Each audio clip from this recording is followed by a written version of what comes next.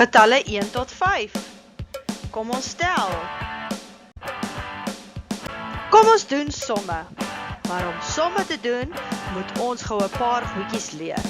Wanneer ons getalle bymekaar sit, dan gebruik ons hierdie teken.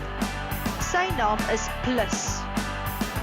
Wanneer ons getalle wegvat, dan gebruik ons vir minus.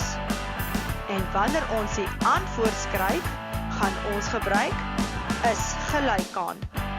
Ons gaan nie nou minus somme doen nie, ons gaan nou net plus somme doen. Ons gaan twee getalle bymekaar sit.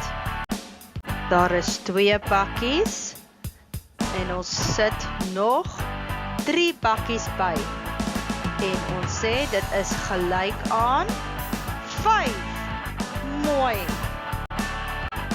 Hier is 1 patroller plus nog 'n patroller is gelyk aan 2.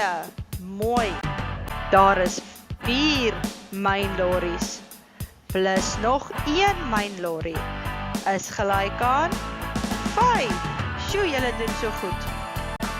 Daar is 2 vullislorries plus nog 1 vullislorry is gelyk aan 3 vullislorries. O, julle is so slim. 1 lorry plus nog 3 lorries is gelyk aan 4. Mooi gedoen. Kom ons doen nou nog somme, maar die somme gaan ons vir minus gebruik en is gelyk aan. Onthou, minus beteken vat weg. Ons het 5 bakkies. Ons vat 2 weg. So ons sê minus 2 is gelyk aan. Kom ons kyk hoeveel bly oor. 1, 2, 3. 3 bly oor. Daar is 2 patrollers. Ons vat 1 weg. So ons sê 2 minus 1 is gelyk aan en daar bly 1 oor. Daar is 5 mynlorries. Ons vat 3 mynlorries weg.